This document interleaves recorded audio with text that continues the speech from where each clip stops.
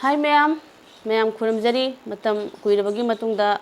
matam kuirabagi matungda haibadi hoi hapta ani hum oirani ko aina video namdabase ma'am di video se nabi khudingi thabirei ma'am aidi sungam ngamde kamai toino khangde isa ngamdaba natragana jumni problem angang singi exam semana mathang mathang oibana adu ngasidi video ma namage aina ngasidi phamme ado mayam ngasigi aidi video sidi hoigi motivational video oina tawrage aigi wahai wari oina matek ama wari sina kanagum bagi mafamda sum kanaba amadi oigani haina khalle aduna ai ngasigi wari sidi hawgatcherage yam tanba nupa ama lejarame nupi angang su kui thiba kujadriba aduga yumda lau inkhol adum hoigi nungai yaifana adum charaga lejaba mama mapa su lejari adu mase thaba amta suningde hippaga mobile khara met adugidi ayuki mu manaba khara tinaba chat adugigi nungthilgi mu manaba tinaba chat daidi sandagi mu chat hala mobile mu met adugidi ama heta ama sumai sum tor len ba haitare ko mongonda awana se khangde aise sen thum tan bagi mathau tai aise phirep ama lauba punchi ama gi mathau ni habi se ma adugi wakhal se khande numit khudingi ama mapana su chei ibungo nangna tawse karino angang bacha sadana koche chatla koi raga chara thaga adum leiba yumda hale mobile khara met adaidi angang khara sana tawraga leisibu nang kayani demai tawraga leigadorino namana pai khoi leihidraga nangbu karam tahodoino nang punsi sibo oina ngange magi nupina mo ngangi ka sen tangni su khangde chathokani khangde kayani nang demai taw leidoino matam manghanna leiba adu sum ngang ma thau sabide numit khudingi sum ngang salak basi ma su sauningi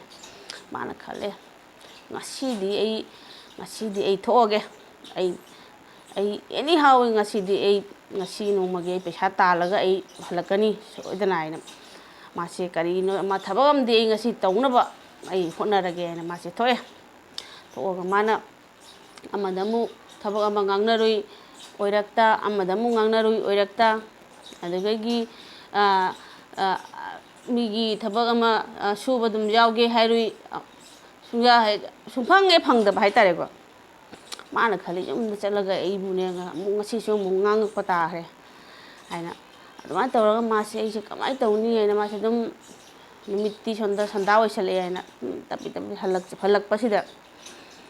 lambida yum jawrage tarakpadani ko lambida linna siba mataraga leiramni mana khalle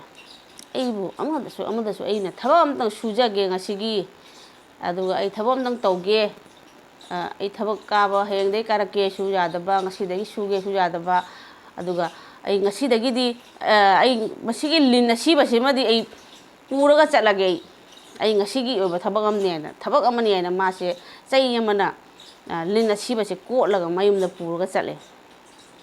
mayumda puraga chatlaga mana mai nupi ja haire nupi ai ngasidi ai thabak amatta phangde ai adubu jumda ainane thawai nungai tana halakpa matamda lina siba se thengnei aduna ai asigi lina siba se oina puraga laabani ai karim matai upai letre ana adugagi main pisina fare nang kaigumamne na hoti honaruidana nang ngasigi nang thabam tang tawge thabak sujagi haibadi nang ngasigi nang honajaruidana phangaktabagi wani dana adubu lina siba se parokpasi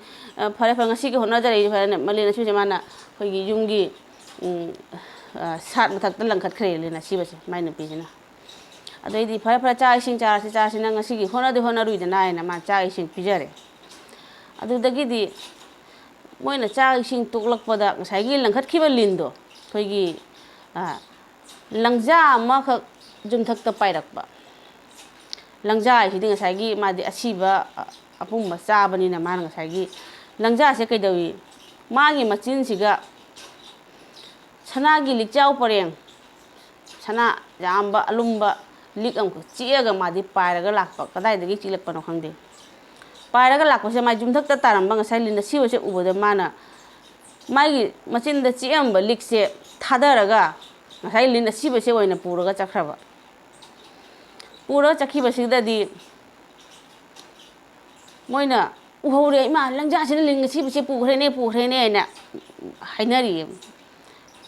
hairi mai nupisina nang tarabra yengo langja sina ling asibase pukhrene moina chenkhalaga yengbasida na करीगुमबदी थादरमी है मोई उहोवेको येंगबबु कोई सनागी leak अचौबा परेंग अमा तारगा Laramie अदुदैदि Moina इमा सिदि लाइबक फैदनको कनोसिना याम खोइदा लाइबक फबमदि पिबिरमे leak अमा fungi fungi ना मोइसे दमाइन तौबदगी लीकसे Moina सिजनदबिदा योन्थोए सेनफम अचौबा मा fungi अदुगा अदुगी सेनफम दुना कारबार मचा अमा हौरे कारबार मचादुदगी तपना हौदोगा अचौबा कारबारी अमा बिजनेसमैन अमा ओइखि हाये अदुना मयाम होटनाबा थबक फंगदे थबक सुनगाय लेते आइना माना जुमदा लैरंबा तारगदी ngasiगी मागे लाइबक फबसे माना फंगमोय अदुना ngasiगी अइहाकी वारिसिना पौताक ओइना लैजब ताकपदी होटनाबबु कल्लदी थमोइनबु निंगलबदी माना लेना सिबा ओइरसु माना ngasai कोला निंगबु निंगलबदी निंगना उपालगी मथक्ता लैरिबा उमंगी चक्लादु फाबा ngamgani haiba पौताकसिमा अइहाकी ngasiगी वारिसिदगी फंगबिरंबनी हाइना खंजै अदु हाइरगा ngasiगी वारिसिमदी अइहाक मतंग असिदा लोइसनजरगे मयामना वीडियो सि नुंगाइबिरगदी लाइक शेयर मसंग सब्सक्राइब तौबिरमु अदुगा अइहाकबु मथंगदा मुक वारी नुंगाइबा मोटिवेशनल ओइबा वारी लिबिबगी तंजा पिबिउ हाइरगा ngasiगी अइहाकी वीडियो सिदि मतंग सिदा लोइसनजरगे मयाम पुनोकि हमदगी अमुका हन्नसु खुरमजरगा काइनाबगी याथंग लौजरी खुरमजरी।